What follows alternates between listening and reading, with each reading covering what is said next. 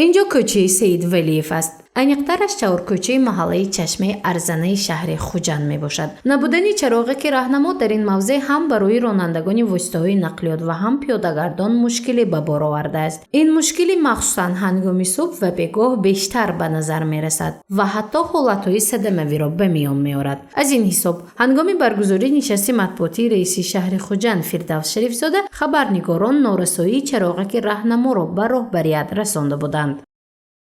و من میخواستم بفهمم که در منطقه چشمه شهر خوجند چراغی که کهنه باشد هم نصب کرده می شود، چون همگی 2 روز قبل از این صدمه نقلیاتی به خط گرفته شده حالت فوت هم بود.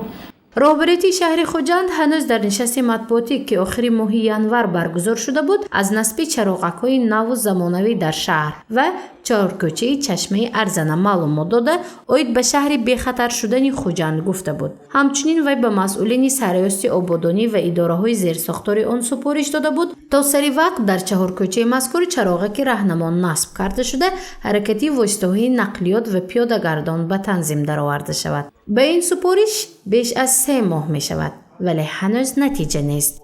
ما حوض قطعی همین شرکتی هواوی جمهوری چین خود کرده استودیم برای همین این چراغکو کمتر تفاهمی شد برای اون که اون شرکت لایحه‌اش به پول 45 نقطه های شهر با کامera با چراغک‌های راهنمای زمانوی و تمام همون مانیتورهای تجهیزات معین کرده شده است و سنه 14 همین فوریه ما واخوری داریم که اویدی همین مثلا مبلغ گذاری که چند فایزش گرانتی بشه و چند فایزش قرض میشه و همین ما معین میکنیم.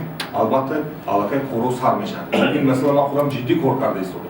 حالا کارخانه دولتی اداره راههای شهر خوجند خراجات نصب چراغک راهنما را تحلیل کرده به مسئولین سرریاست آبادانی شهر خوجند داده است. در مکتوب گفته می شود که برای نصب آن 132,000 سامانی مبلغ ضرور است. هنگام پرداخت شدن آن کارهای نصب و وصل کنی آغاز کرده می شود و این طریق سپارش رئیس شهر خوجند عملی کرده می شود.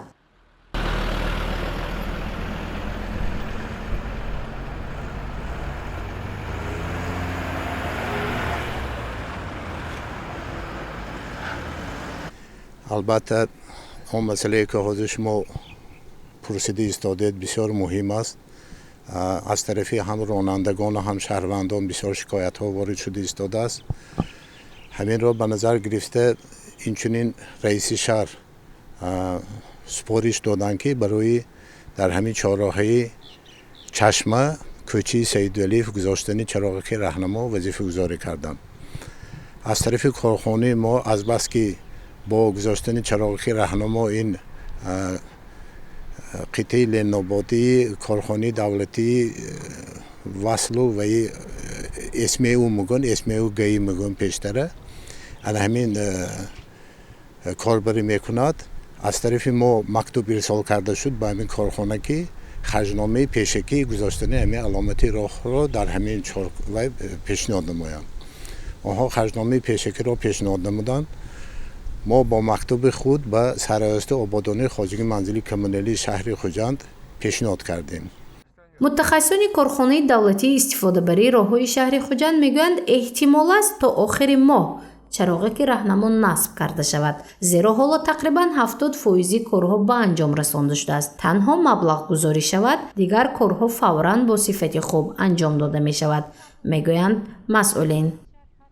حاضر انتظار مبلغ گذاری که شد از طرف همین اسم نو حاضر کاربری رفته ایستاده است. البته آنها دسترس میکنند و در روزهای ممکن در ماه‌های نزدیک وصل کرده شود. این چنین شرایط در من پارک ترالیبوس میگن حاضر ترالیبوس انا همین چهارراهه هم ما سال گذشته به نقشه گرفته بودیم با سپارش بازرسی دولتی اتومبیلی شهر خوجند که همین چهارکوچه نیز بسیار خطرناک است.